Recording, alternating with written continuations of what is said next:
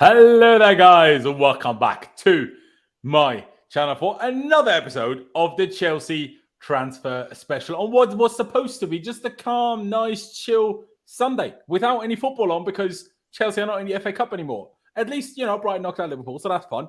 But there's no calm days at Chelsea. We don't do that one, except most of last week. But we don't do that one. Now we still have 2 days to go in transfer window, but things are spicing up already.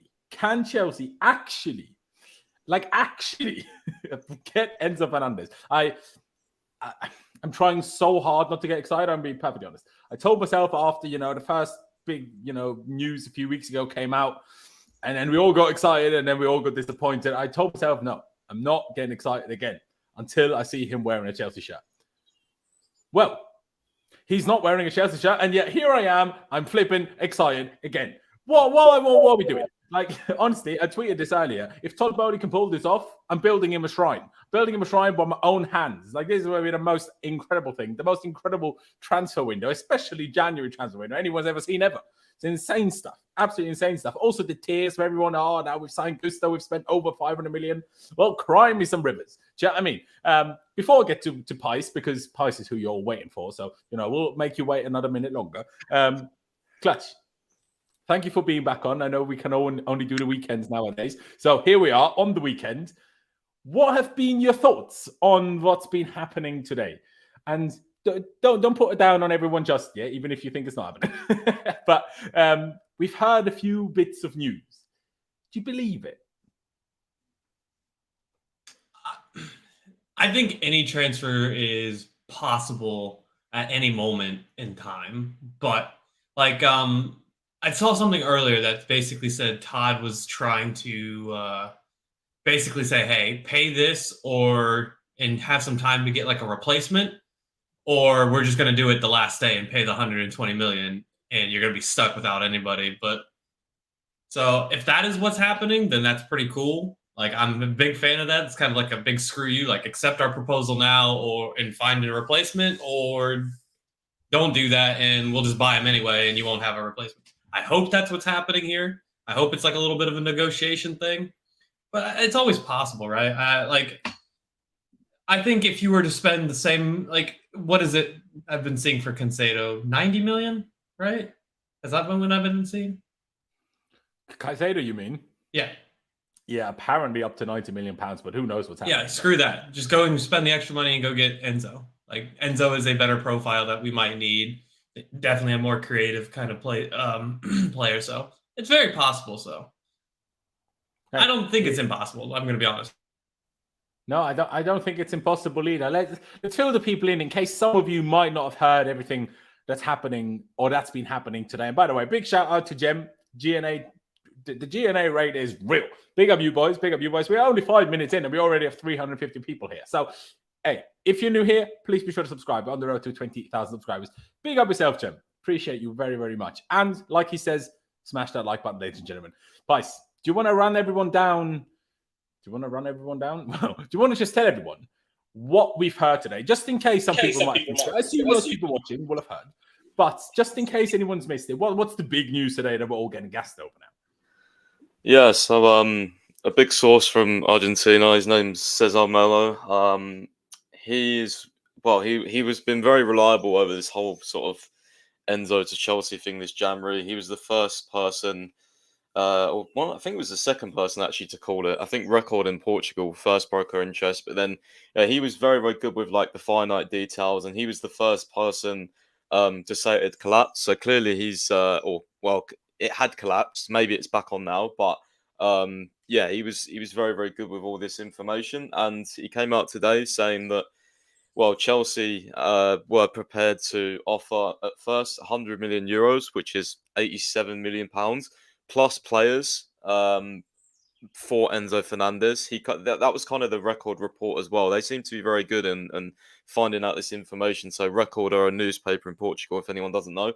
And then, a couple of hours later, he actually said in kind of like a sort of like a breaking news type thing, got everyone gassed. He said that Chelsea had also informed Benfica that they would be willing to pay 120 million euros, which is 105 million pounds, with no players, but it would be in installments. So, the unfortunate detail so far is that Rui Costa still wants to keep. He's still not changing position, but he did say as of now. So, I mean, we'll see.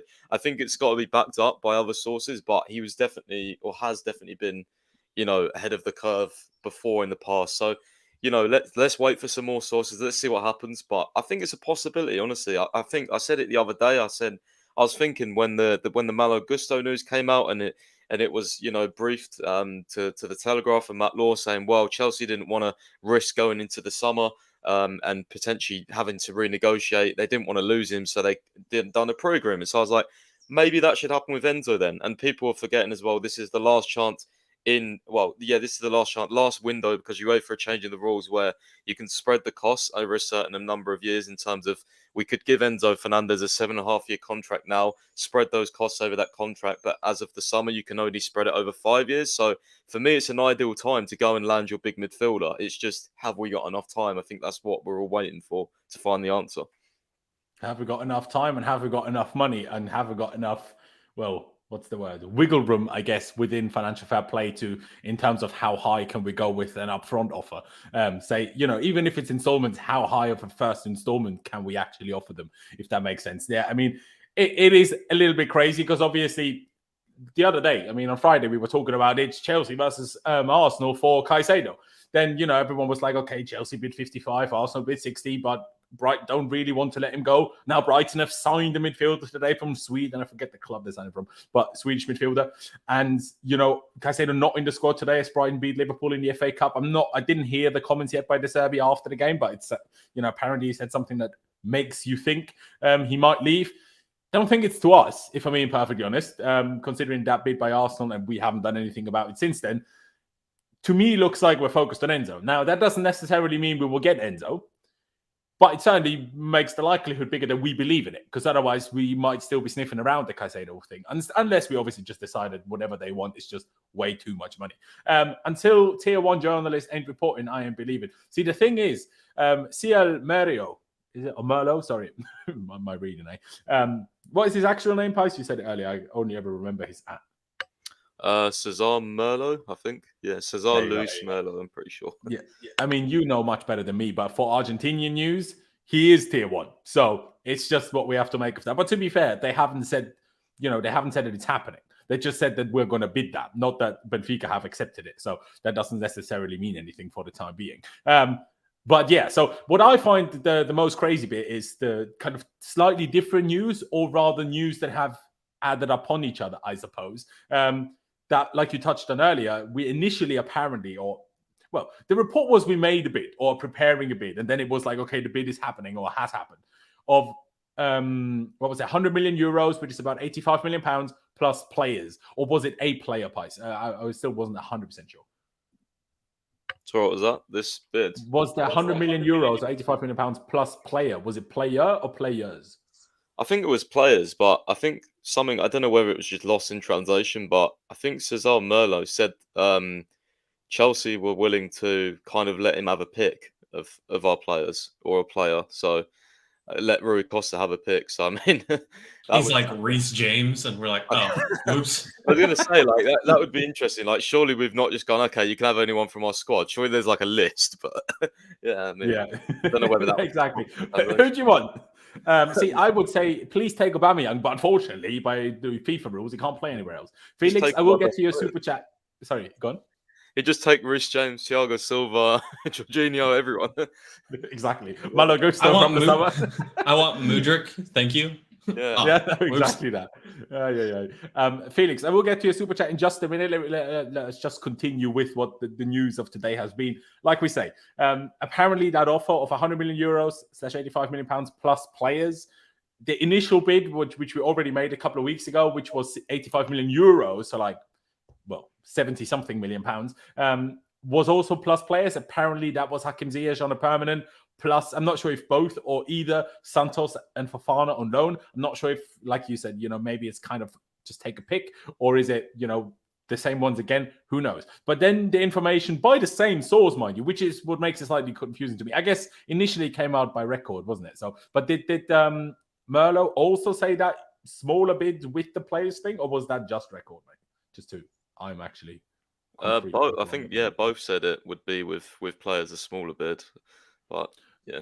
There you go. So that makes it both more weird, but also more interesting. Because if the same source says talks about 2 different bids on the same day, that is to me interesting. And I was talking to Pies about it earlier when I was like, okay, what am I going to put on the title and the thumbnail? I was like, so what is it? Are we telling them pick your choice? Are you either taking all the money or are you taking a little bit less money and some players?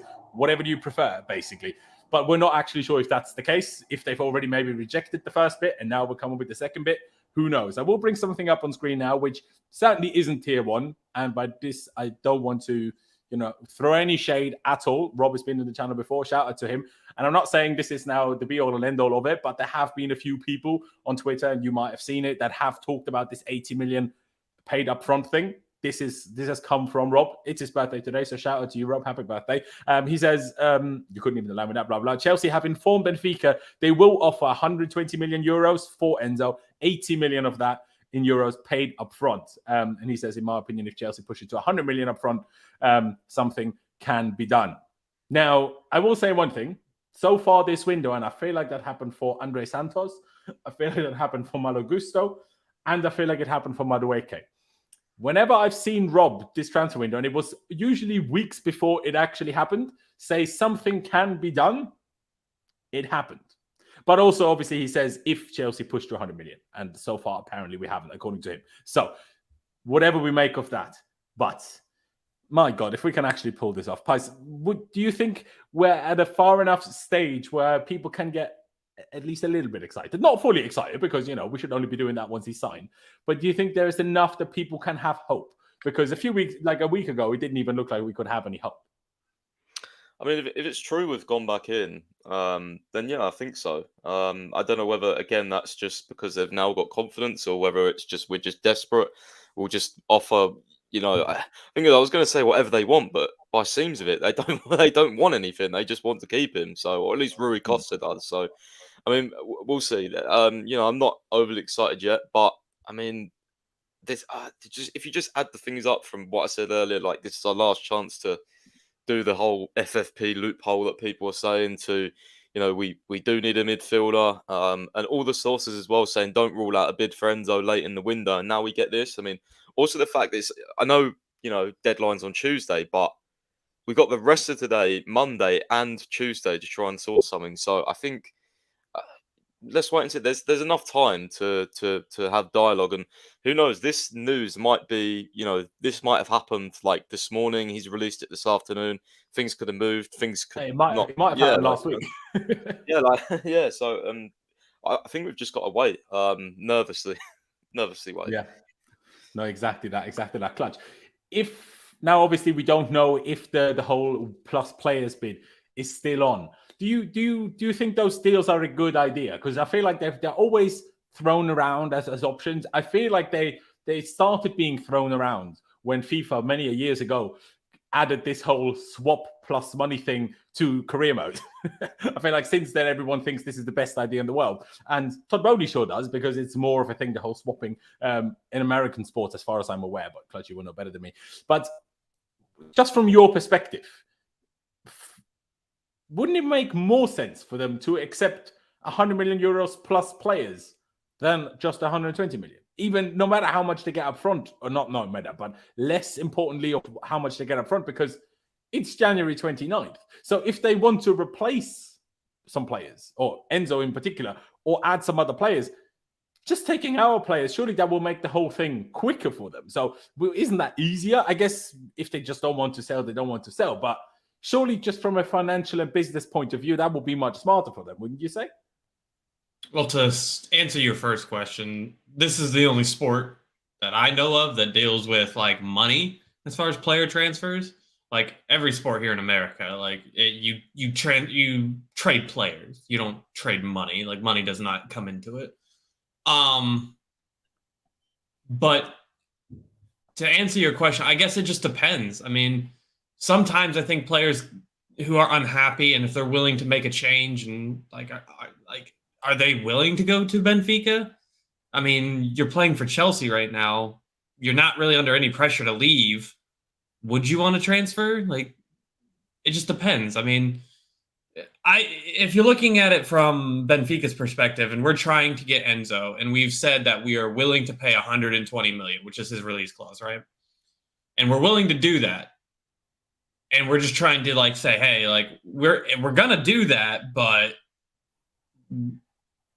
if on the last day you do not basically agree to what we want, then we'll just play the release clause, and you'll have no way of actually getting another player in. Which is what I was kind of saying at the beginning of this, which is what I seen. Somebody basically said that that's what Todd Bowley's trying to do, is basically like talk them down just a little bit. Like from that perspective, sure, yeah, I could understand like, hey, just take the money now. You'll be able to get players. If there's a player that you want that's on the fringe that doesn't really mind going to Benfica, I don't know who that would be, to be honest with you. Maybe Ziyech, maybe, but is he really all that pressed to leave right now?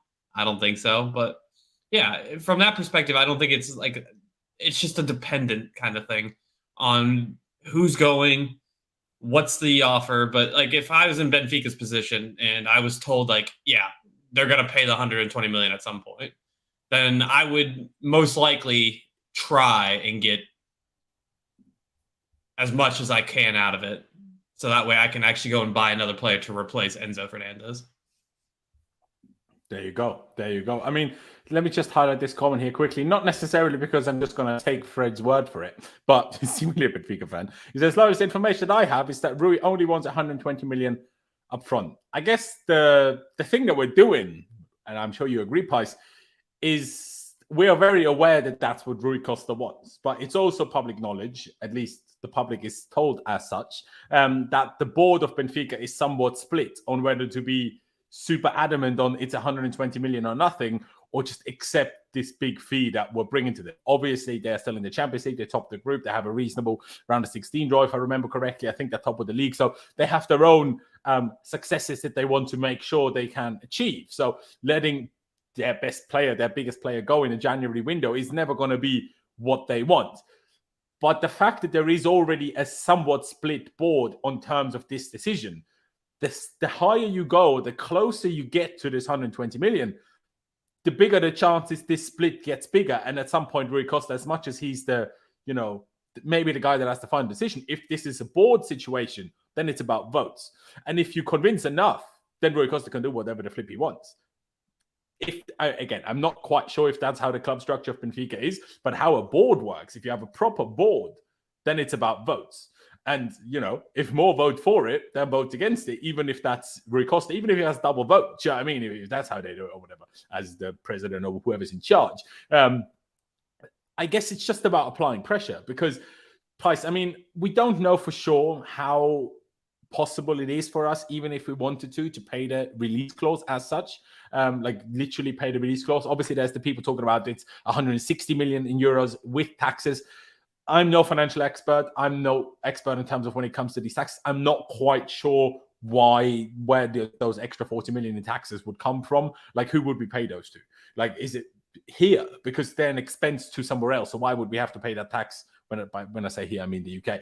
But also, even if you don't pay the release clause, you would have taxes regardless. Now, maybe slightly smaller taxes because then you'd pay taxes on the installments, which is because tax is always percentages. I guess in total, slightly less, maybe. But do you think that's kind of what we're doing? That we're kind of leading up to what we're just going to go a little bit bigger. If you say yes, you say yes. If you don't, do you feel there's a potential of a deadline day or 30th? Like, okay, we're just paying the release clause then? Like, if to me, again, I'm not saying this is what's happening, but to me, it feels like this is what we're going to, because otherwise, why wait until January 29th to do what we're doing now? I can't see us paying the release clause because of the FFP on the books and stuff. But I mean, this is about as good as the release clause, And by the way, like, one thing in which I found interesting, if record in Portugal is to be believed, I was reading their article this morning, and it was behind paywall, but I got someone to send it to me. And in there, it said that Chelsea, when we supposedly agreed to pay the release clause amount, and Rui Costa was said to be flying over, and then we changed our mind. So Record actually said that, it was so this number, £105 million, but in installments. And if Rui Costa flew over and was prepared to accept that, would they not be like? Isn't that the same offer we're doing now? Like that's what I It's thought. just a question of how much we pissed them off then last time by not actually offering that. Yeah, I thought that was a bit interesting because if that's true, then 120 million. That tweet right there is literally what we did in the first place before we backed out. But I mean, yeah, we'll see. We will see. I mean, Ashraf says here, Enzo is not pushing, which is not encouraging. I personally wouldn't, use that for anything in terms of making it likely or less likely, because Enzo did some things that he probably shouldn't have done, and is in hindsight probably aware that he shouldn't have done when the initial interest came up. So the fact that it came, now we're back into it 3 weeks later or more than that, I don't think in terms of his relationship with Benfica, his relationship with Benfica fans, he's going to do that again. At the same time, he's only been there for 6 months. Does he care? But if I'm honest, I would rather not, whoever the player is that we sign, do something like Caicedo did last night or 2 days ago with that Instagram post. I'm not a fan of that, personally. Hey, I'm just saying that's me, not for live chat. Okay. All right. Let's see how much later it is. Ideally, while we're still live. But let me get to the super chat by Felix that he donated earlier. Appreciate it very much, Felix. If anybody else wants to get involved with super chats and make sure we highlight your question, your discussion point, do so. Of course, always massively appreciated. Felix says, can we pay the release clause if we sell Gallagher this window? Since he's a homegrown player, question mark. I can't deal with the heartbreak of this falling apart. See, this is a good question. I think that's maybe a point where we should somewhat, get stuck into that for a second. Again, I have to reiterate, neither myself, Pys, nor Kludge are necessarily financial experts. But what was being talked about, and I can't remember by who it was talked about, but what was being talked about over the last couple of days is, because a homegrown player is a player we've not spent any money on, if we did sell them, you can put the whole transfer fee that you receive for them on your books immediately. While obviously, if you still have some maybe installments from, not necessarily installments, but spreading of costs over the years from players that you have signed in the past, then it kind of works out slightly differently. But homegrown players, you sell, you get everything, you keep everything, all of it's yours. So theoretically, we could even sell like Gallagher and be on a theoretical plus for this January window because all the other spendings are all spread out. So I see where your question is coming from, but the problem that we have is we don't know how far off or if we're already able to pay the release clause. But Pys, what if you? I'm sure you've seen those reports, but what have you made of those that selling the homegrown players? And if this is such a big thing that way and could allow us to do so much more, why haven't we done it already? Because there's no one with the money to buy Gallagher, pretty much. I mean, it's said that we want, 30 to 40 million, I think David Ornstein said. No one's paying that money in January for him. So, I don't think anything's going to happen with him, unfortunately. But it would be nice if something was lined up behind the scenes. I just don't see it personally. Not in January, maybe in the summer. I think one of the Crystal Palace reporters said that they'll be back in the summer, but they've got limited funds right now. So, I mean, I just don't see it right now. Fair. Hey, just pure honesty. Just pure honesty. One thing I wanted to highlight as well, even though it isn't a super chat, but I thought it was a very valid question. It popped into my eye. He says, would the plus player be around the 20 million value? Because obviously that is a fair question to ask, I suppose. If we bid 100 million euros plus players, someone known, some permanently, whatever it may be. I mean, the player is supposedly Ziyech, and our valuation of him is supposedly 20 million. But actually, I think 20 million in pounds. So his theoretical value, at least in our opinion, is actually even more than 20 million euros that we're then off the final price that Benfica reportedly want. But again, like Pys touched on earlier, initially maybe they agreed to this in installments. Now they maybe don't.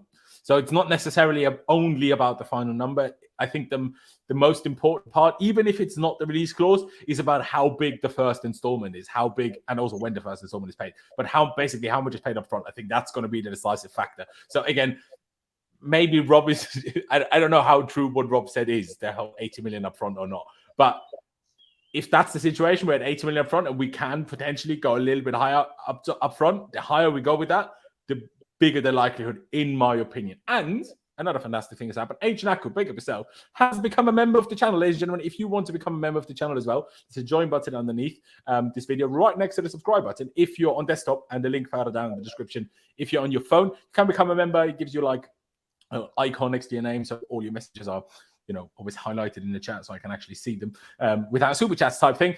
So if you want to become that, that'd be massively appreciated. And again, we have over 600 people watching, which for transfer news, that's not a breaking, sign someone news, kind of crazy. So please do subscribe if you haven't already. Every new subscriber counts. I'm sure plenty of you that are here right now are not subscribed yet. So please hit that big red subscribe button down below. We're on the road to 20,000 subscribers. And it would mean the world. Hit the like button on your way as well, because, how many likes are we on? Let me check quickly. But to be fair, you've done well already because we're only half an hour in. But we're at 140 likes and we have over 600 people. So we can get to at least 200, maybe 250, guys. So go down below, hit that like button, just one click of a button that doesn't cost you any money or basically any time. Rate tax. All right. Otherwise, I'm not really sure what we necessarily can discuss about Enzo. I mean, I guess we can bring it back into the conversation of whether it's worth it. Now, Pys, I'm not sure, and sorry I keep going to Pys, but I want to reflect on the news, so I'm not quoting any horse crap, and then I'll take it to you, Clutch, in a second. But you also kind of touched on it already earlier with the whole Caicedo value. You'll see the new post willing to pay 120 million now. Yes, we have, Brian. That's what we're talking about. But Pys, did you take any... What's the word I'm looking for?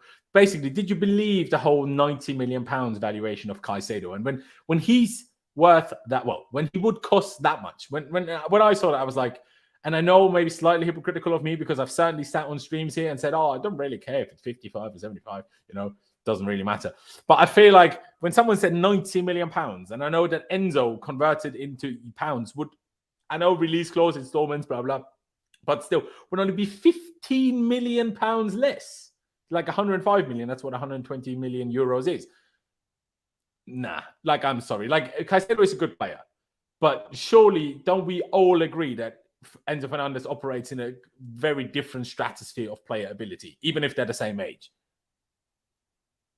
Yeah, I think they're different profiles as well. I think a little bit. They can both play 6 and 8, but I think Caicedo is a bit more, better defensively, whereas Enzo's, much more of a passer, much more of a progressive player. So it's not to say that Caicedo isn't, but Enzo, I think, is just I can't find,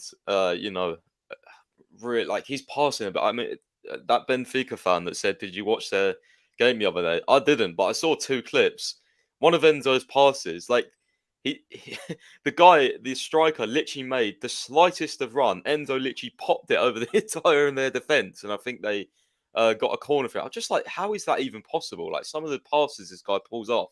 That's mainly why I was excited, because I think, with the runners we've got on our attack now, especially Mudryk, my God, could be a cheat code. But anyway, in terms of the price, I mean, I don't know if Jem's still in it, but I was watching his stream earlier and someone was arguing, well, my problem is not the price, it's just, all the, no, my problem is not the ability. The problem is the price for me, because look how, all of our players have flopped with stupid price tags and all that before. So I was thinking you can get 2.5 Anthony Gordons for this Enzo price. It's kind of crazy how is this even? I know 100 million. The player is 5 times as good as Anthony Gordon. Look at that value for money. You would need at least 15 Anthony Gordons to equal out him, to be honest. But what I'm saying is, you could buy 2.5 for Enzo's current price, which we're talking about. And I mean, it is a ridiculous amount of money, but I think, for what we need, and if it's over installments over these amount of years,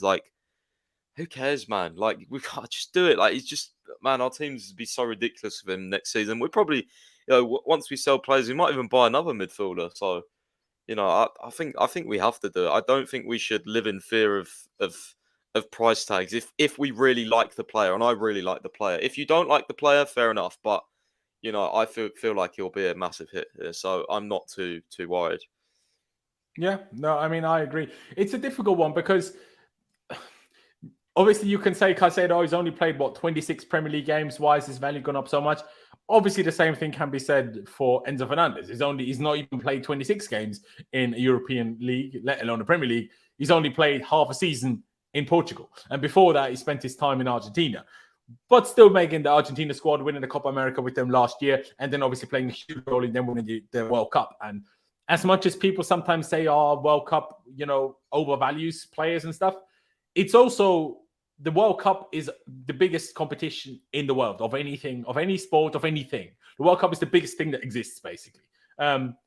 obviously, if you're going to do well there, that's going to increase your value. As much as people maybe think it's slightly too much, slightly over the top, he won Young Player of the Year. He was, in my opinion, Argentina's second best player. You can debate Maria, I guess, but he didn't play enough to overall be Argentina's second best player. To be second best player behind Lionel Messi, well, you're ball in that case. Do you know what I mean? And him and Messi, in my opinion, were the main reasons why, well, and Emi Martinez, obviously, were the main reasons why Argentina won the World Cup. Obviously, that's going to increase your value. And when you compare it to some other players' transfers over the last few years, I think once you get to that point, you can't really say Enzo's just too expensive. I mean, Darwin Núñez cost nearly 100 million. You know? I mean, yeah, we haven't seen Enzo in the Premier League yet, so, you know, it's easy to say, but I think even every Benfica fan would agree that Enzo is certainly on a different level to Darwin Núñez. As much as Darwin Núñez is still a talented player, that let's see what he does in the Premier League going forward. But you know, you look at plenty of other players, even Kai Havertz, that was in 2020, and we signed him for what, 72 million pounds? And that was before the whole world hit another recession and inflation like crazy. Like when Jack Grealish, 100 million pounds, is then it's so outrageous to pay 105 million pounds for Enzo Fernandez on a lot of talent, on having proven it, while not on the biggest league stage, but at the very biggest stage, full stop, period. Yes, it's only 6-7 games, but it's still the biggest stage, period. So, you know, I don't think you can just sit there and say, oh, it's too much money. Now, it might be too much money in terms of what you can afford. But it's, and hey, even that, Santiago, it's a good point. Julian Alvarez cost City 60 million, and he came directly from Argentina. He didn't even have any World Cup thing at the time. He didn't even have any period in Europe by then. So I don't think you can just sit there as too expensive. The only too expensive is if we can't afford it, whether that's with financial fair play or purely money. Clutch, is that how you see it as well? Or is there an argument to be made in your head, even though you think we probably need to do it, it's still kind of too much? Over the last, if you would have asked me this question like a month ago, I probably would have been like, yeah. Actually, in fact, I probably did say that about a month ago whenever we first tried to sign him. Probably. So I remember having that argument in the group chat. The more I think about it, I think we just live in a world where players are going to be expensive. That's just how it is these days. Like Anthony Gordon going for 40 million despite not playing well and despite not being very good. Like he probably was worth 20 million, but you got 20 more million for him. Like there's just, it's insane the type of market that there is these days. So I think you will just see this more and more and more and more. It's like, how much do you think you would have to pay to get Mbappe, who is a young player, who's probably the best player in the world, not named Messi? Like 200 million probably, right? Like that, it's just, that's how much you would have to pay to get the guy. More, if we're honest. Yeah, it's just like you pay for the prices are going up with everything. And I think if you want to get the best, it's just how it works. You just start overpaying for players. Is he probably a $120 million player?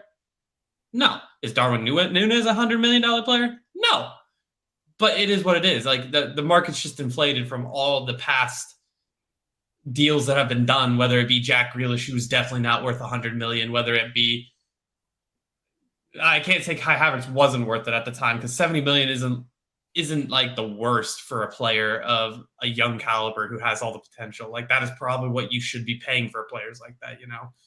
But it is what it is. I just think it's an inflated market, and if you want the best players at this point, you do got to pay the money, and that's just how it works, I think. I remember with Havertz as well, Marina actually got that down because they were asking like £100 million and then €100 million, and then like eventually we got him for cheaper with add-ons. So that was not even like the market was still fucked back then as well. Yeah. Well, the market's been that way for a long time. I mean, the market got screwed first by Pogba, and then it got just destroyed by Neymar. Yeah, no, absolutely. Yeah. It's those and Gareth Bale. I mean, I'll make one analogy just quickly. You could say whatever you wanted to say in a second, Clutch. Nowadays, I'm not sure about the UK, wherever you guys live, but where I live, a bar of butter. I'm not sure what the terminology is for just a bar of butter. But a bar of butter costs more than €2.50 nowadays. €2.50. So what would I rather have? Enzo Fernandez or less than 50 million bars of butter? I would most certainly rather have Enzo Fernandez. So, you know, money well spent. That's what you were saying. I don't know anymore. I don't know about that analogy, brother. Well, would you prefer Enzo Fernandez or like 45 million bars of butter? What would you prefer? See? I'm telling you. I'm just depending on what I'm going to do with the butter. You know what I'm saying? The butter makes all the difference. Every time we make an expensive signing that you don't like now, Laurenz, I'm coming with one of those analogies. We owe him like At a least stick you'll of make me butter. laugh, even if I don't want the signing done. Do you know what I mean? What would you rather have? 350 million eggs or one Enzo Fernandez? Exactly. To be fair though, if it was like Domino's Pizza or something, I might choose the Domino's Pizza. But yeah. Wait a minute, you would choose Domino's because if you've got all of them up front, you'll be screwed, man. Yeah. Feed a man for a lifetime. But to be fair, if those are fertilized eggs, you might be better off just keeping the eggs. Get yourself some chickens and then just sell the next eggs. Do you know what I mean? You get yourself 3 Enzos. Imagine that. Ooh, Domino's. Why don't you like Domino's, Felix? We don't have Domino's over here. I've had Domino's, but we don't have it over here regardless. You want me to be honest with you about that? To say about... Go on. Domino's in here in America is considered the worst chain pizza. Bro. Yeah, in England it's not. I'm disgraced, honestly. You guys have Papa John's and all that? I know you guys have Pizza Hut. Yeah, that's trash. You have Donatos? That's so rare, bro. It's trash. See, but the thing we don't know is, are the pizzas actually the same and the flavor profiles of people are different? Or is the pizza of the same chain better in one country than it is in the other? That's what we don't know. Very true. That's very difficult. Very difficult. Oh, by the way, other pizza chains are available, but Domino's, Pizza Hut, Papa John's, if you want to sponsor me, hey, I'm down. H. Naku says, player sale is usually accounted in a lump, unlike when one is bought. Might be one of the reasons for the inflation. Basically, 1/5 paid for a 5-year buy, but straight 5 accounted in books for a sale. Yeah, no, exactly. That's what we're talking about with the Gallagher sale. But when it's homegrown, you have nothing from before that you're still, spreading out. While if it's a player that you've bought within the past few years, then obviously it's not quite as clear. Okay. Don't say it out loud, Clash. Don't say it out loud. Just thought of something that we could bring up, and I forgot again. But hey, here we are.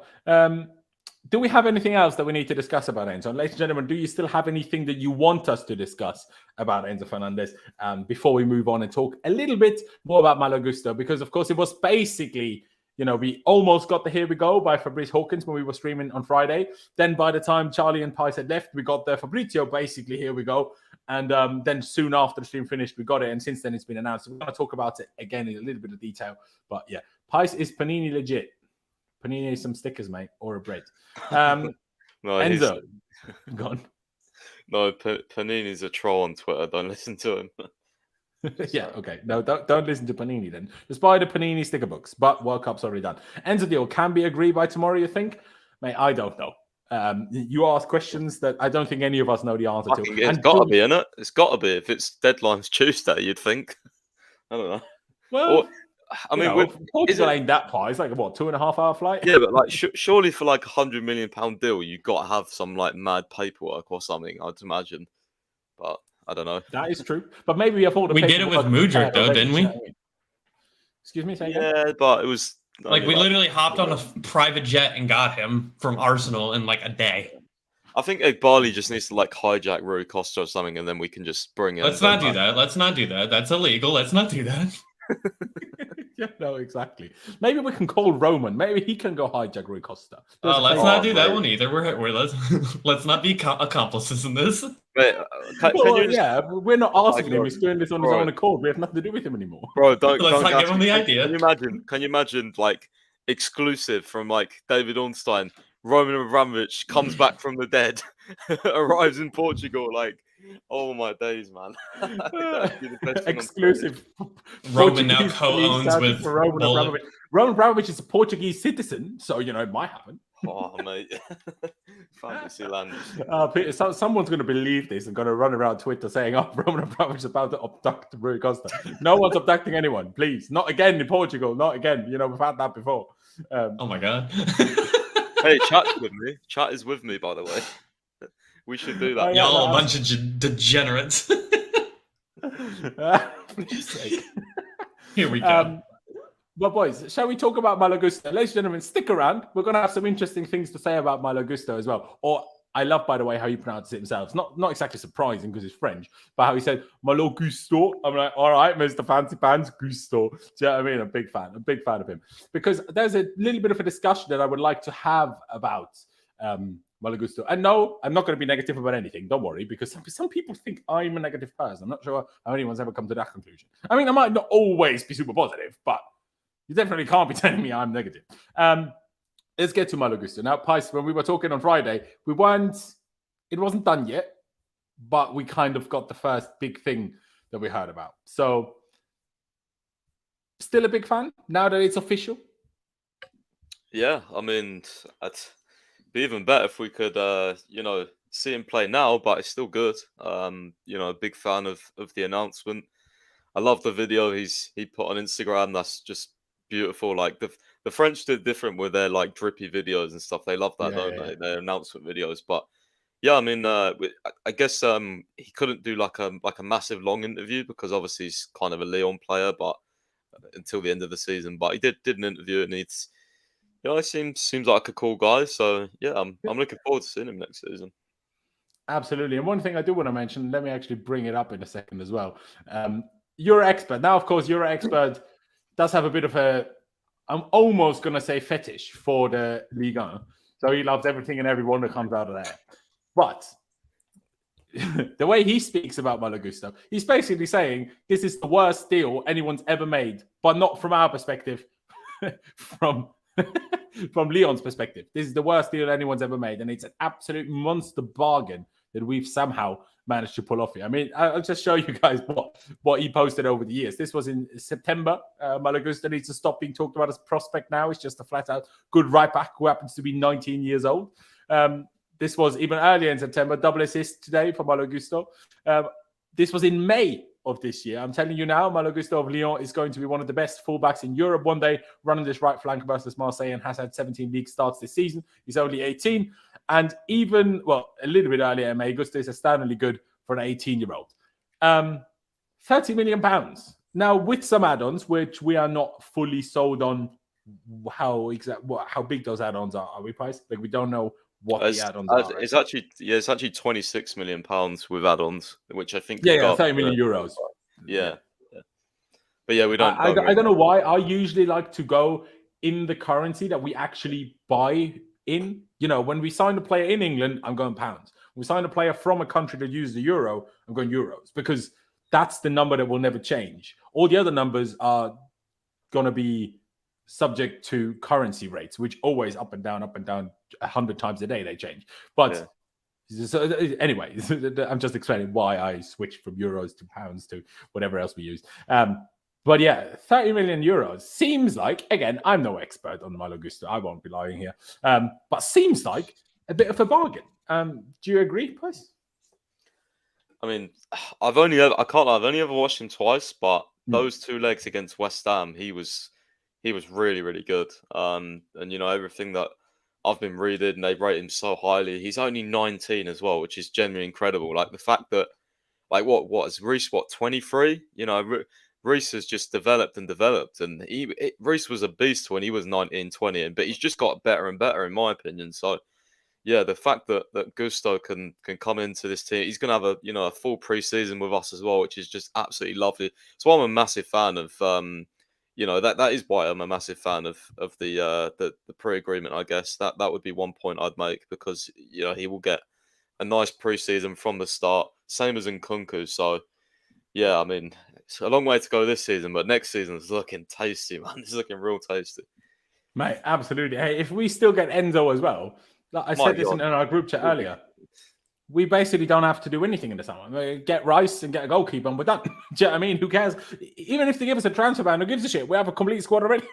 It's a bit mad. Fraser said, Rui Costa reject, but what and when?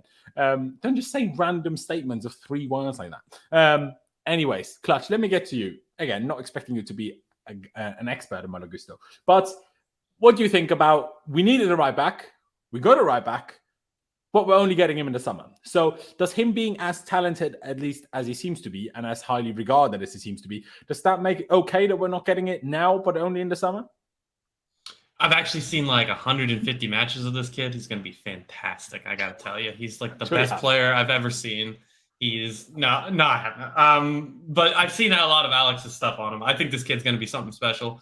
And if we know that Reece James is not exactly available a lot of the time during the season, I think this kid could possibly be that gap that we need to make sure that we have stability. Because quite frankly, Aspie isn't going to do it. Are we going to have to deal with him for the rest of the season? Yeah. But I think next season we will actually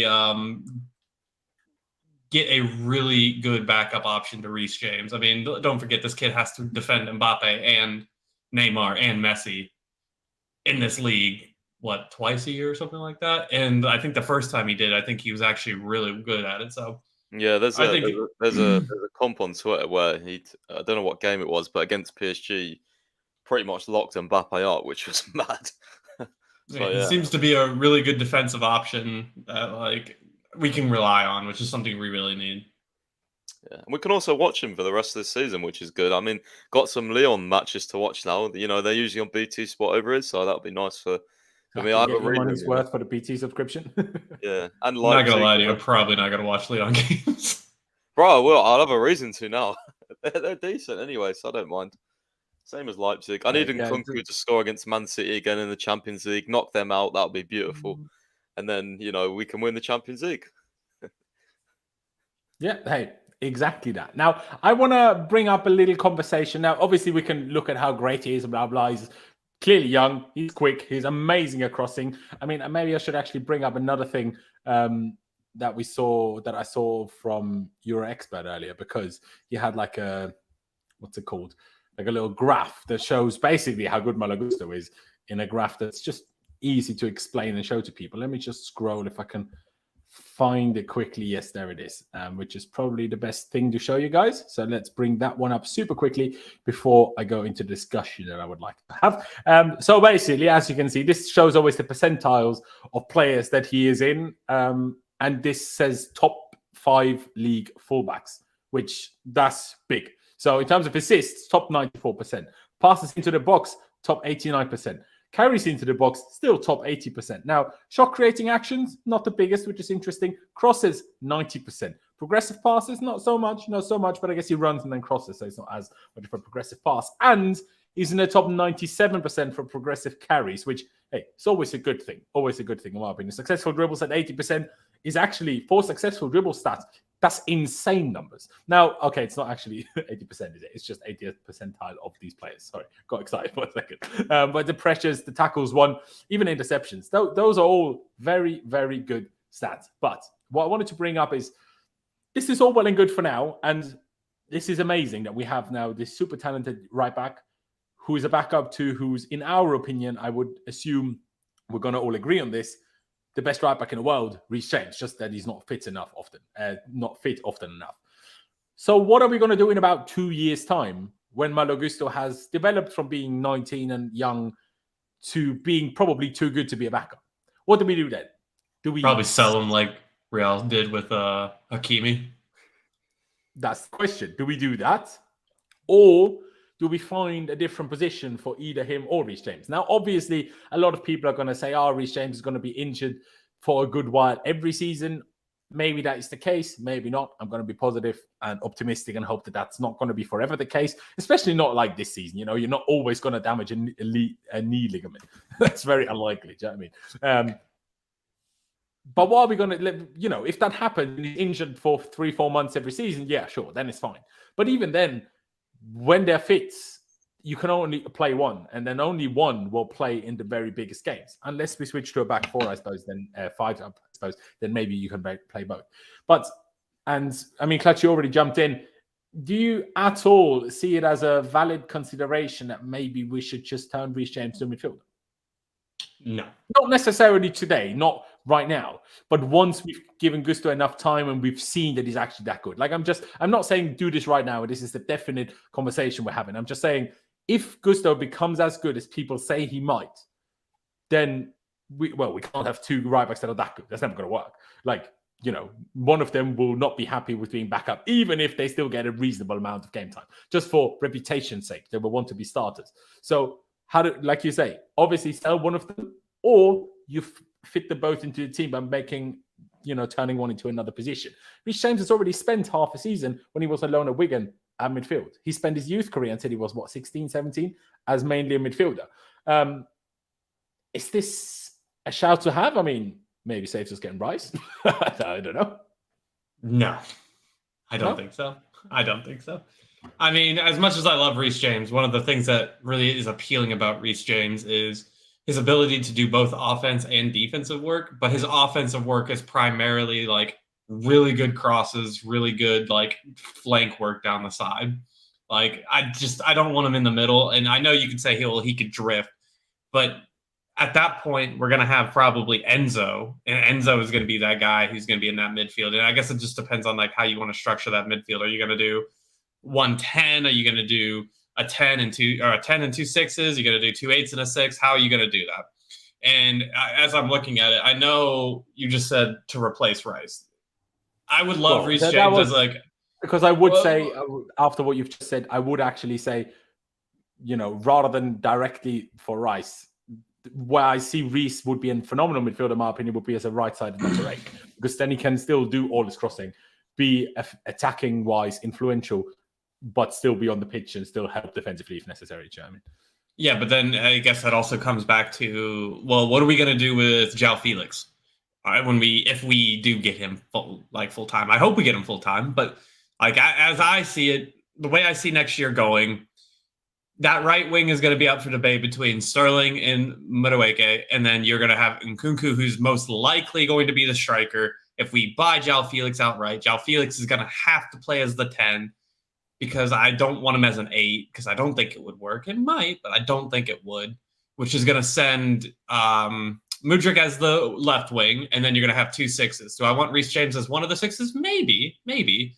Like he could do the defensive work, but like I think the best thing about Reece James is his ability to get wide and then put in a dangerous cross. Like he's just one of the best at that. So like I don't know as like a progressive passer. Like I don't know like to cut the lines. I still think, I mean, when you look at like how Casemiro has transformed the United midfield, like a guy who's going to win those headers. I don't know if Reece James is going to win the headers in the middle of the field against like a Casemiro. He could, maybe. He wins them in the box at the far post, so why wouldn't he midfield? Because you're not going to be you're marking different people when you're in the box. He's not necessarily marking the biggest people when they're in the box, but the biggest players are either centre backs or forwards, no? Yeah, but that's why not always actually. You got the center defensive mids who are usually pretty big. It's usually why they're so well, but that's where I'm like. So, but you also need that progressive passer. Would Enzo and Reece work as a double pivot 6? Maybe. I'd still prefer to have Reece James on the right back spot, so he has that positioning. And if we end up having to sell Gusto, then we're probably going to make a big profit off of him anyway. So we'll just see. I guess we'll see how it goes. Hey, I mean, that is a fair point. Now, when I say turn him into midfielder, am I necessarily saying play him as midfielder every week? Not necessarily. That doesn't mean he can't still also be a right back. He's not going to all of a sudden become shit at this. Reece can't play midfield, no chance. Well, he has. And it was so good that Wigan made him captain at 19, or 18, whatever it was. But sure. But, Pys, what is your opinion on this? Now, it's absolutely okay if you agree with Clutch and you don't think this is the best idea. But I'm just thinking, if Gusto is as good as we think he might become, then is it an ideal scenario? Yeah, sure. Profit-wise, financially, it might be actually great to sell him. But if we all know how great Reece James is, and I think every attribute he has, his pace, because he's not the very fastest fullback of all time, so arguably that's better for midfield than it is for fullback. He's so strong, which is arguably more useful for midfield than it is for fullback, because you have less physical battles on the side because there's less other physical players. He can shoot, which he can do more from midfield than he can do from fullback, especially when you're playing back 4, not back 5. And the only thing that you take away a little bit is crossing. But I guess the crossing as a right 8 would still work. Although I think Clutch's point in terms of, well, can we play 8 if we have Nkunku, João Felix, Mudryk, Madueke? Can we even have an 8? Do we not have to play a double pivot? And then what you do with him? Yeah, sure, it could be in a double pivot and the more offensive of that. But then what you do with Enzo, if we now imagine we get Enzo. But Pys, have you thought about this? And if you haven't, what do you think about it now in terms of what do we do once Gusto is just too good to be a backup? Which is fine for a season or two from now on. Well, from the summer onwards, a season or two. But after that, what? Obviously, we're looking very far into the future, but I still think it's an interesting discussion. Yeah, it is, especially because in a couple of seasons, he'll still only be 21. For me, I'd actually put the, same question to you, but with Gusto instead of Reece James, because I think playing or trying to mold Gusto into, I don't know, I know it's not ideal to have a right-footed guy at left back, but City and what's his name? So, yeah, City do it with Cancelo and Walker, and that's how they get them both into the same team. Maybe I don't know. Maybe Reece could play in midfield some games, and then they sort of, that means Gusto gets more starts, perhaps. But for me, Reece James, I think he's the best right back in the world, and I don't think you should. Like, even if Gusto gets really good, Reece James is still going to be the best for me if he continues on this trajectory. So I don't think you accommodate a lesser player for the best right back in the world. That's just my take on it personally. I see that as a shout, and that is a fair point. Now I've just checked. Gusto hadn't played any game in his career on a left side. Now, does that mean you can't do it? I don't know. I don't know how good it's interesting, isn't it? Because absolutely. A couple of reports said that Gusto was supposedly guaranteed playing time. So I am wondering what they're thinking in terms of, or what Graham Potter's thinking. But something for the future, I guess. Potter won't even be thinking about this till next pre-season. So, but yeah, it's an interesting discussion because I certainly do get your point in terms of like there'll be a point where Gusto, I still think from what I've seen and read, I think he's too good to be a backup right now. But if he continues on that trajectory, then your expert says he thinks theoretically, he's not saying that will happen, but Malo Gusto could even become better than Reece James. Now, I'm not saying that will happen, but it could happen. So then you have to do something with it, either sell or figure it out. I mean, you can't forever keep one as backup. Yeah, it's interesting. I see your point, though, in terms of try turning one in the left back. Obviously, we could also talk about Reece James being a right winger. Sure. But the problem is you just signed Madueke and we still have Raheem Sterling. So when are all of those things, is that really going to happen? I don't know. I just think as a midfielder, sure, as a 6, could he be the more defensive 6? Then I do see Clutch's point in you want him more involved in the attacking. But I guess that depends on how good the rest of the team is. Whether you require that, or you can just use him from deeper, or you then allow Enzo to be deeper if you have Reece James next to him, because Enzo is the one with the spray passes. So I think it's a discussion worth having, and I think Reece James, when I look at him, looks much more like a midfielder to me than he does like a right back. Now, people have obviously, for some reason, people are calling Reece James obese at the moment. That's the new thing in the Chelsea fan base. We got a bit bored of slagging off Mason Mount and Kai Havertz. Now we call Reece James obese because where that came from. Sorry, you know where that came from? No, I had Chelsea take, so we just don't even mind it. Well, but you get still people run with it, even if 99% of that is as a joke. People still run with it, right? And I see where people get that from. He's clearly not obese. He's very fit, but he has the body stature. He's not like the more typical, stereotypical footballer who are more slim and toned. Reece James is the exact same as well. Reece James would punt me about 500 miles down the road. So. Right, it's so interesting. Like, I think it's just their genes because Lauren James, right? She's been playing right back, and they literally play, and like their body's the exact same. It's crazy. Although now she's been playing right wing more. Like it was only when we played back 5 she played right wing back, but in the back 4 she plays on the right wing. She's amazing, by the way. Her touch, she's so good. Touch outdoes 95% of male footballers, like 1,000,000%. Now, obviously, maybe women's football, the passes aren't hit as hard as they are in women's football, but you can't tell me that every pass in men's football is hit with so much pace. So, her technique is outrageous. But yeah, how much butter does that for the God? Because that is funny. A lot of butter, and I'd rather have the butter. But yeah, to me, that's just the way Reece James is. His like body type to me just suits. Has never looked like a fullback to me. But when you go through all the amazing fullbacks in history, like you look at an Ashley Cole, you look at even a Patrice Evra, you look at a Roberto Carlos, a Cafu, Philippe Lahm, they're all slim, fairly small, proper runners. That's not Reece James. Carlos was a lot like Reece James. Position where that's less required. Maybe that was Roberto Carlos built like Reece?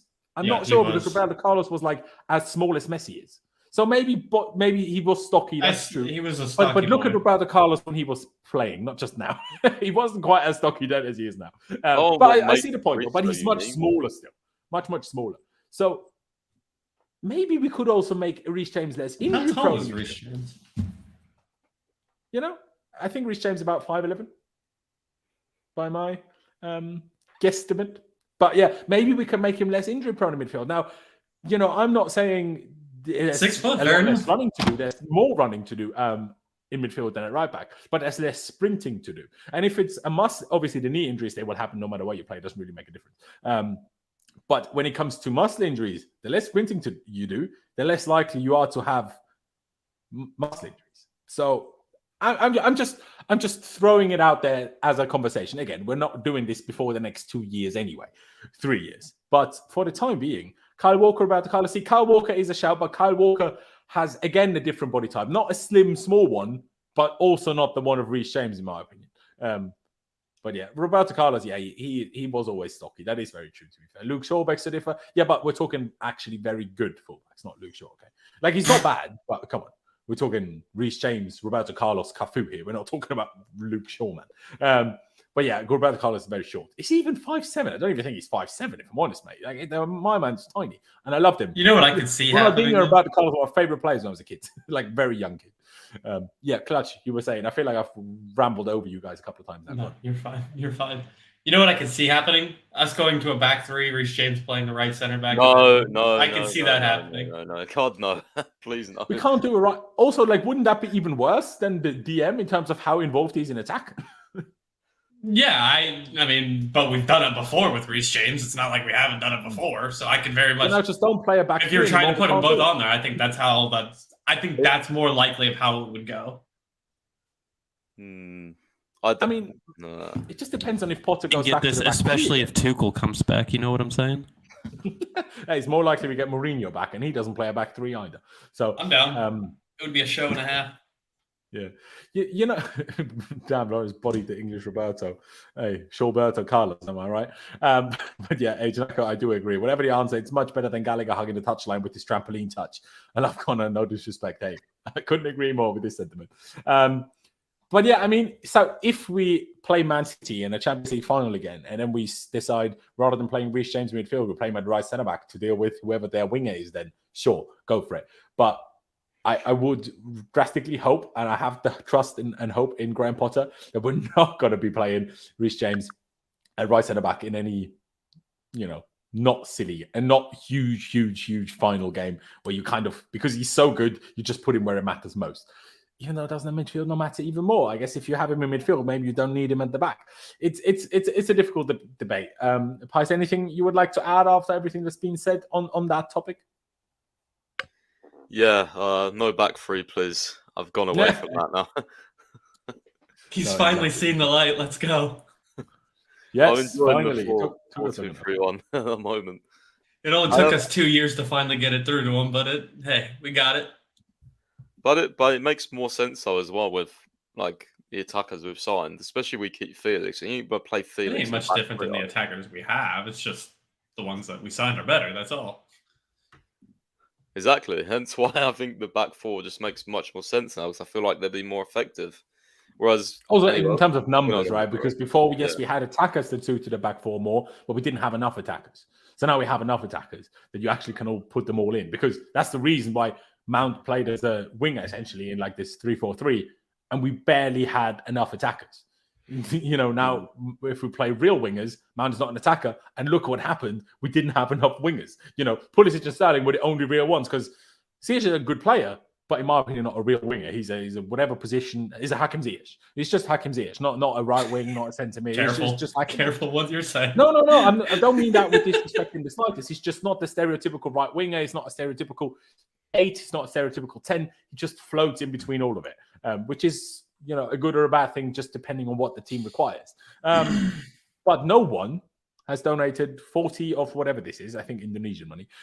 What happened to Ibrahim Sangare links? Cheaper option. I swear, Pys, the last time we were linked to him was in the summer. Yes. Yeah. So Yes. I don't know what happened to it, but we employed some recruitment staff, and then we decided we're not doing that anymore. That's my favorite thing ever. Summer. Yes. Yeah. No, sorry. I was looking at something. Someone sent me a picture of Todd Bowley in space, and he said he was in Con Space again, but he's not. It was obviously the old time. I was thinking, what the fuck? Not again. Yeah, exactly. I mean, I don't see the Sangare one happening. It's a weird one because the Anders Berger link, I know you pronounce it very differently, Pys, but that's how I would pronounce it. I'm not 1,000,000% sure on Danish pronunciation, but I'll back myself. Or is he Norwegian? Whichever one of the two he is. Similar pronunciation, similar language. Apparently we wanted him in the summer already, but on loan. What? And now we were apparently somewhat interested again, and now he's going to Fulham. I mean, Fulham are ahead of us in the league, so yeah. But of whatever this is, I mean, I don't know the currency. No, I can't know every currency logo, can I? But yeah, is there any other bits of transfer news that we need to discuss? I mean, we're nearly at deadline day, and we only have one position left to fill because we've literally filled everything else. So there's not really much else in terms of transfer news. There's nothing new in terms of outgoing rumors, is there, other than just those players potentially to Sevilla? Benfica, sorry. Yeah, no, there's not too much. I think the only other thing on Gusto was that Bobby Vincent from Football London said that Newcastle was the team who supposedly tried to hijack, which Fabrizio said, and who liked that tweet, so I guess it was true. Todd Bowley. Yeah. I guess I thought it was Man United because I heard that they are apparently looking for a right back, but apparently it was Newcastle, so fair enough. Not quite sure why they needed that. See, all of us on clutches on camera, guys. But because Newcastle have Kieran Trippier. So, obviously Gusto is still super talented and stuff, but Kieran Trippier is the guy that managed to somehow transform that team, along with Bruno. So why would you buy another right back? I wouldn't really understand that at all. One other thing we could maybe touch on is good old Callum Hudson-Odoi's loan. Just because, this has gone worse and worse and worse and worse recently. I mean, I can't really remember, Pys. I feel like initially you were a super fan of Callum, and at some point you turned into the opposite. What do you have to say about that one?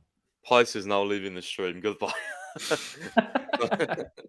No, yeah, I don't know, man. I've always got a soft spot for him. I still feel like he's got a lot of ability, but it's definitely not going well for him. I think, I've not watched too much of their games, but from what, quite a few people are saying, he's definitely not got the same sort of burst anymore. And he's not completing any dribbles. I think the other day he had 0 out of 3 dribbles or something like that.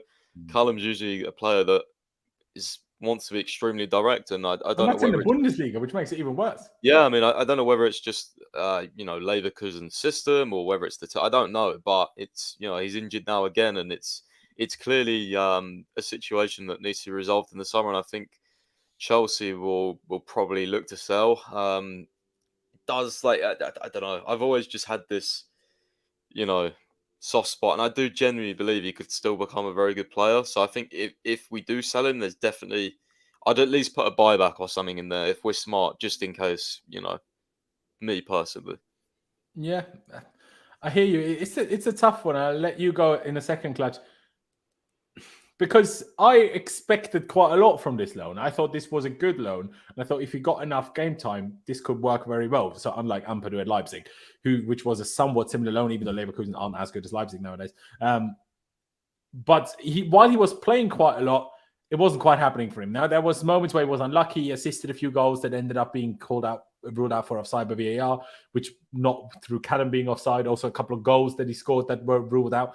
So it got a bit unlucky in that sense. But ever since the long break, because obviously, mind you, the Bundesliga didn't come back straight after Christmas. The Bundesliga only returned last weekend. And since then, the 3 games they've played in the first one, got hooked at half-time, didn't play in the second one, and now he's injured.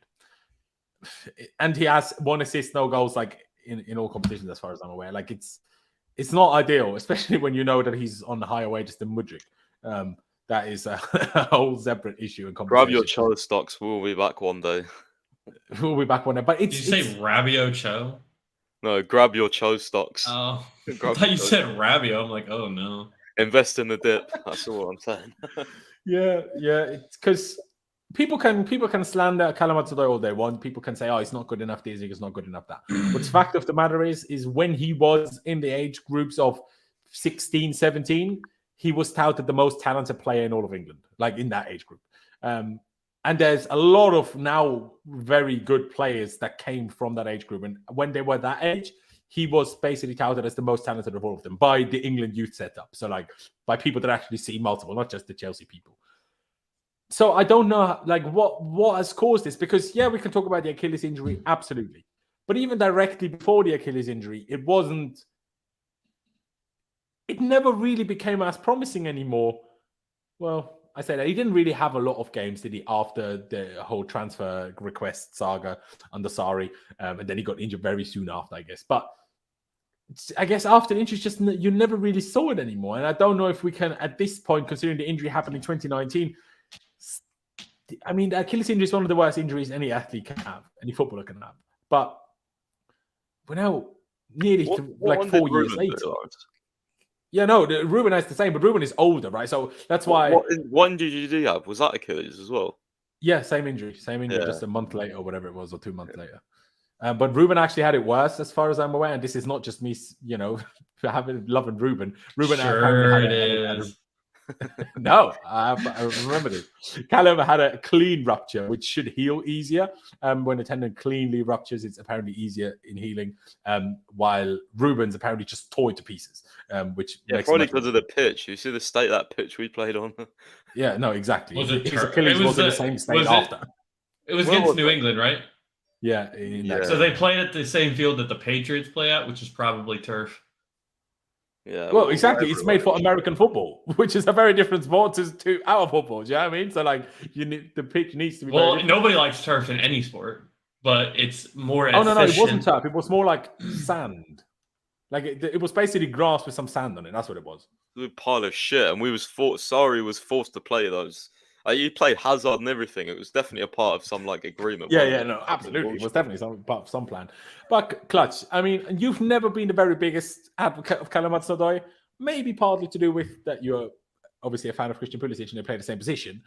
And obviously, maybe I'm not sure when actually you became a Chelsea fan in terms of you maybe didn't experience the hype of when Callum was like 16 that we got through the youth ranks.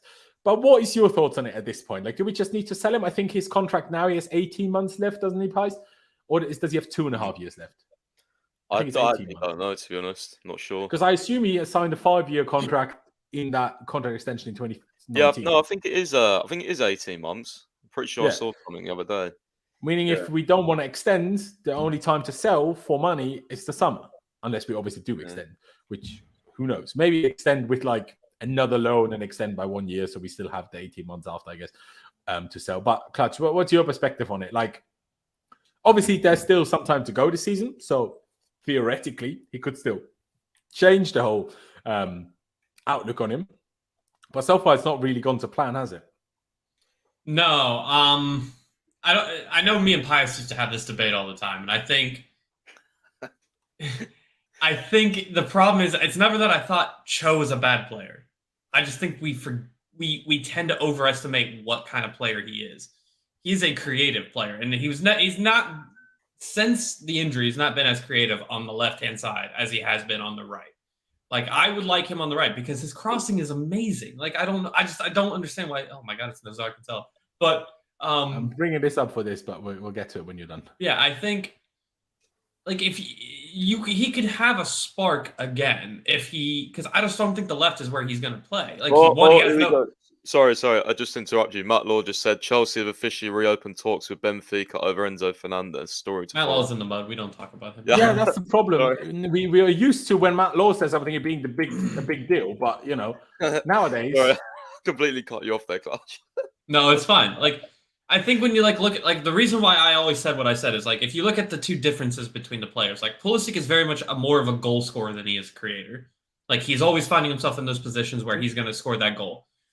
Callum Hudson-Odoi is not going to do that. He's not a goal scorer, and he never will be. It's just, I mean, I shouldn't say never, but that's not who he is now. Who he is now is a guy he's going to take you on, he's going to get by you, he's going to put in a good cross. Like, was it the pass to, who was it to? Timo Werner that screwed it up last year when he passed it from like the midway line over the top? Like he turned and just insta-passed it. Like, I think he's very good at passing, but they try to play him as like this direct player who is going to score a goal. He's not going to do that.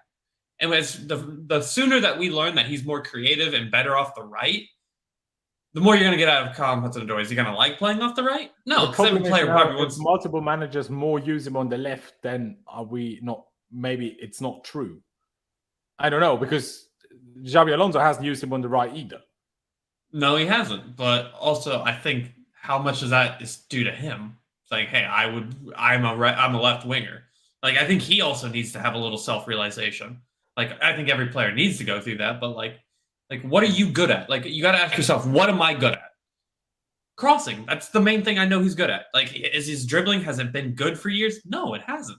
He's quick. He's got a quick burst, but he's not. That's the problem. He's not as quick anymore either. He's not that's as where quick, a lot but of his dribbling came from, which is the problem, I think. Yeah, I don't think he's like some super elite dribbler. I think like when people compare him and Pulisic, I think they're two very different players. Like, one is very good at crossing and very good at getting by you on the quick, and the other is good at dribbling and then is like a goal scorer. That's what he is. But like when it comes to like, it's sad because I do think the injury hampered him quite a bit. But do I think he'll be here next year? Yeah, I think he's probably going to be the backup because there's not going to be too many. So do you see Sterling leaving in the summer?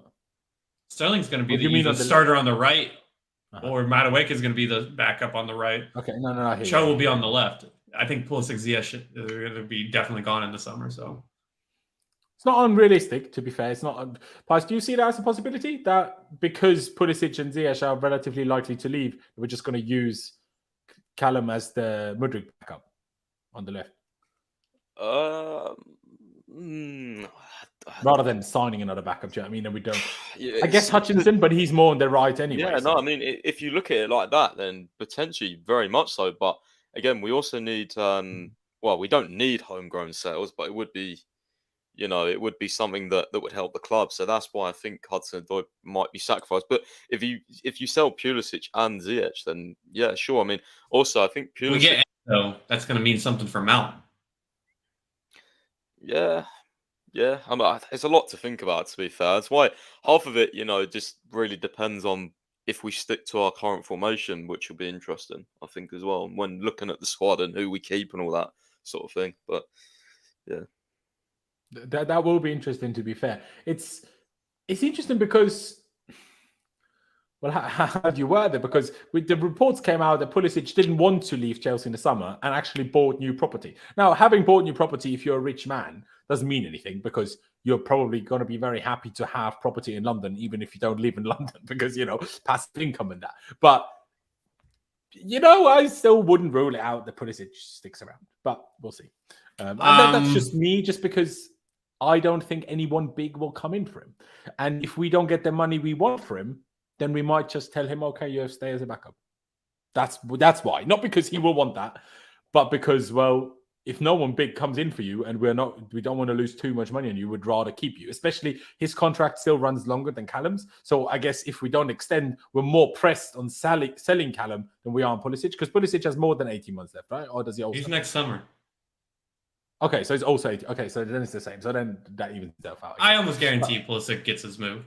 I almost guarantee it. But where do you see him going, though? Like, who do you think makes an offer for him? Do you know? That's what I mean, I can tell you who I think he should try to go to, but like, because do you see us agreeing to let him go to a Premier League club? Because I don't think we will let him go to a Premier League club. And if we don't do that, I think it just depends. Again, that's the player has most of the power, right? Like, we can tell somebody. I mean, just depends on the position each team is in. Like, can Chelsea afford transfer or like FFP wise to not sell somebody who wants to leave? Like, you're not gonna like it just depends on who you're gonna try to sell. Who's gonna, if we get a big enough offer. We got to start selling players, and you're not gonna get a lot of for Ziyech. In all honesty, what are you gonna get for Pulisic? 30 million most, probably. I think somebody will come in for 30 million, whether like you see reports of Milan doing it, maybe Juventus does it because they're selling a whole bunch of players. The best move for him right now would probably be Liverpool because they don't really got a left winger who's that great. Let's be honest, but are we going to sell him to Liverpool? Probably not. Newcastle was in for him, but then they bought Anthony Gordon, so that's not going to happen. But I think it's just dependent. I think there are offers out there. We'll see.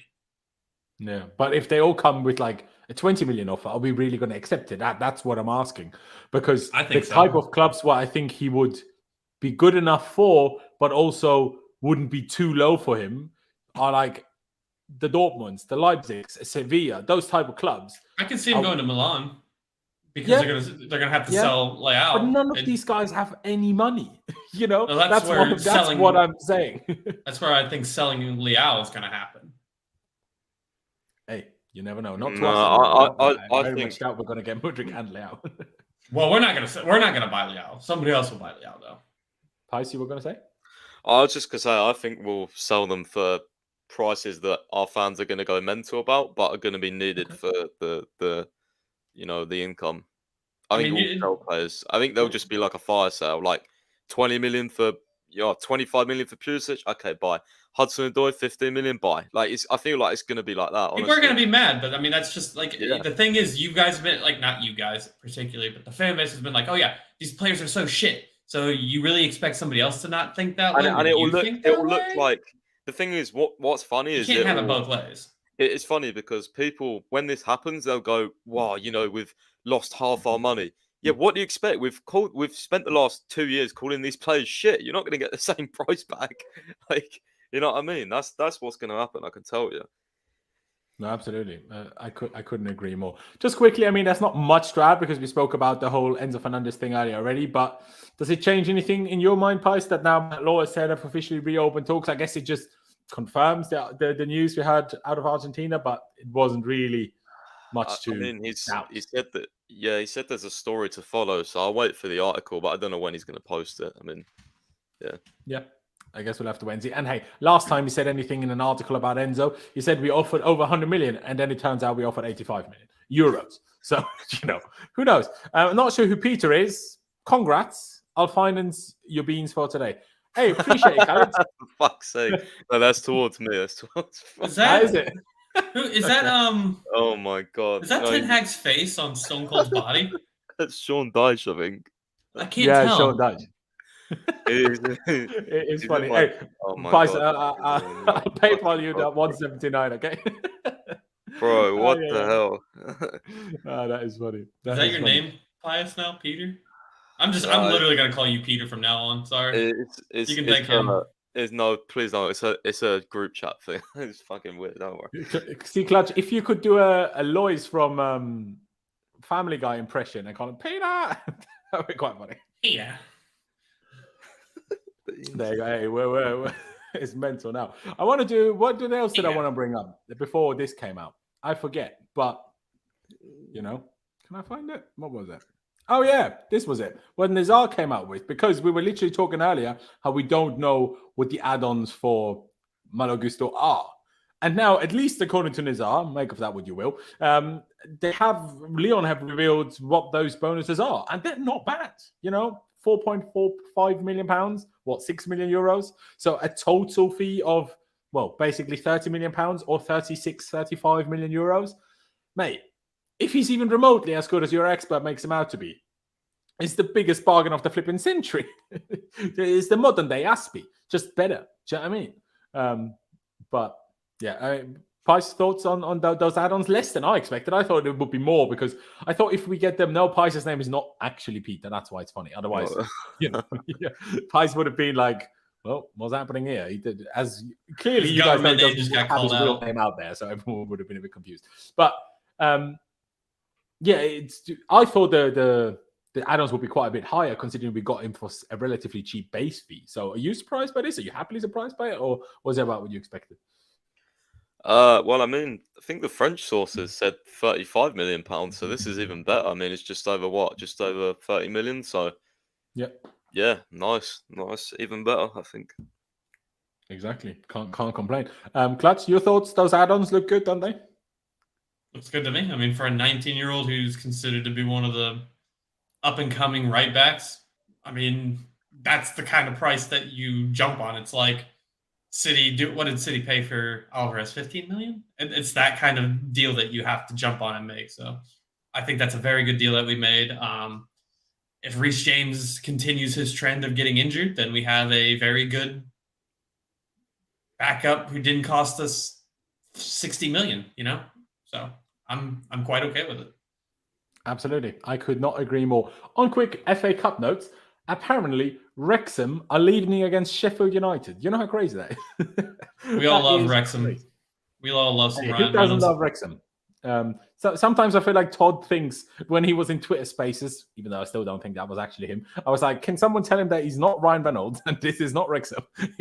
Act like a billionaire, mate. Don't act like Ryan Reynolds. But I did enjoy it for the man now. Ladies and gentlemen, I think it's about time we round this one out. So on that note, please do check out Pys's website, which is linked down in the description below, chelseafc365.com. Now, Pys is going to join Charlie on his stream pretty much now. So check out Charlie's stream. What you will see once I've ended this, you will be redirected to Lewis's stream because he always rates my stream, so I rate him back. So yeah, check out Lewis. Click that link if you want to check out that. If you want to see more of Pys, go over to Charlie's channel. Hey, whichever one you prefer. You know what I think? Go on both, drop a like on both, and then just stay on whichever one you prefer. That's what I would do. But yeah, ladies and gentlemen, thank you guys for watching. Again, we still have over 375 people here. Well, now 360 people here. So big shout out to all of you guys that have tuned in today. If you haven't already, please do subscribe. Just one click of a button. You won't miss any future streams, which are going to be exciting, which hopefully in the next couple of days are going to be here we go for Enzo. That's what we all dream about. That's what I'm going to dream about tonight, that's for sure. But yeah, again, like I say, thank you guys for watching. Hit the like button, subscribe, and yeah, up the Chelsea. Ruined my own outro. Flip's sake. I'm going to start again, okay? Thank you guys for watching. Up the Chelsea, up the numbers, and we'll see you next time.